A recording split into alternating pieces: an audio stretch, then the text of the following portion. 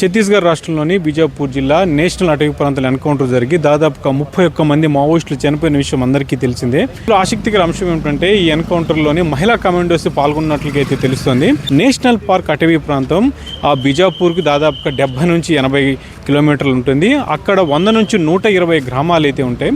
చిట్ట చివరి గ్రామంలోనైతే మావోయిస్టులు సమావేశమైనట్లయితే బలగాలకైతే సమాచారం అందింది. ఇక్కడి నుంచి మనం చూస్తున్న కార్యాలయం నుంచే దాదాపుగా 800 మంది బలగాలైతే ఆపరేషన్కి వెళ్ళినట్లుగా తెలుస్తోంది. అందులో 200 మంది డిఆర్జీ మహిళా కమాండోస్ ఉన్నట్లుగా తెలుస్తుంది. డిఆర్జీ మహిళా కమాండోస్ అంటే లొంగిపోయిన మావోయిస్టులతో పాటుగా స్థానిక యువతనైతే అందులో కేటాయించి డిఆర్జీ బలగాలకైతే వాళ్ళకి ఉద్యోగాలు అప్పచెప్పారు.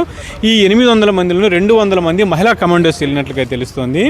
ఇదే క్రమంలో జరిగిన ఎన్కౌంటర్లోని 31 మంది మావోయిస్టులు చనిపోయారు. అందులోనైతే 11 మంది మహిళలే ఉన్నారు. మనం ముఖ్యంగా చెప్పుకుంటే ఈ ఎన్కౌంటర్లోని 70 కిలోమీటర్లు దాదాపుగా పాటుగా ఈ మహిళా కమాండోస్ అయితే నడిచినట్లుగా తెలుస్తోంది. 6వ తారీఖున ప్రారంభమైన ఆపరేషన్కి మహిళా కమాండోస్ కూడా పురుషులతో సమానంగా వెళ్ళినట్లుగా మనకైతే కనిపిస్తోంది.